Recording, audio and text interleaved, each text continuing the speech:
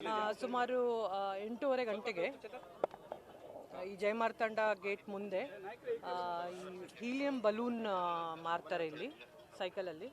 So ಅದಕ್ಕೇನು helium ಬಲೂನ್ಗೆ gas ತುಂಬ್ತಾರೆ, ಅದು small cylinder ಇತ್ತು, ಅದು ಬ್ಲಾಸ್ಟ್ ಆಗಿಬಿಟ್ಟು ಅದು ಯಾರು ಮಾರ್ತಾ ಇದ್ರು ಅವ್ರದ್ದು ಡೆತ್ ಆಗಿದೆ. ಬಟ್ ಅಲ್ಲಿ ಮತ್ತೆ ಮುಂದೆಯಿಂದ ಹೋಗ್ತಾ ಇರೋರು ಮತ್ತು ಅಲ್ಲಿ 5 ಜನಕ್ಕೆ ಈಗ ಗಾಯ ಆಗಿದೆ. ಸೊ ಅವ್ರದ್ದು ವಿಚಾರಣೆ ನಾವು ಮಾಡ್ತೀವಿ ಏನಾಗಿತ್ತು ಅಂತ ಹೇಳಿ. ಬಟ್ ಇದು ನಡೆದ ಘಟನೆ.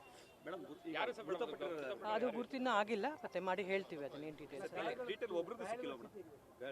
ಗಾಯಗಳದೆಲ್ಲ ಹೆಸರು ಸಿಕ್ಕಿದೆ.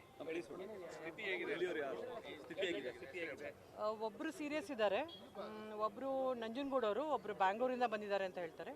ಮತ್ತೆ ಇಬ್ಬರು ಮಾತಾಡಿಲ್ಲ, ಅವ್ರಿಗೆ ಮಾತಾಡಿಸ್ಬಿಟ್ಟು ನಾನು ಫರ್ದರ್ ಡೀಟೇಲ್ಸ್ ಹೇಳ್ತೀನಿ. ಒಬ್ರು ಬ್ಯಾಂಗ್ಳೂರವರು ಅಂದರೆ ಅವರು ಮೋಸ್ಟ್ಲಿ ಇಲ್ಲಿ ರಜಾ ಇತ್ತು ಅಂತ ಬಂದಿರಬೇಕು. ಒಬ್ಬರು ನಂಜನಗೂಡವರಿದ್ದಾರೆ.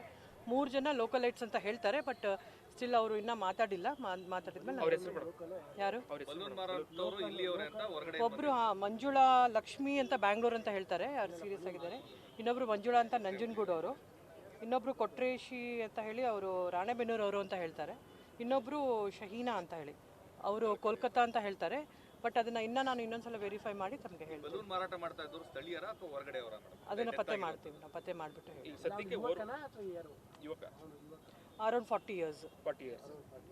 ಒಬ್ಬರಿಗೆ ಡೆತ್ ಆಗಿದೆ. ಹೌದು ಹೌದು, 5 KR ಹಾಸ್ಪಿಟಲ್ ಇದ್ದಾರೆ.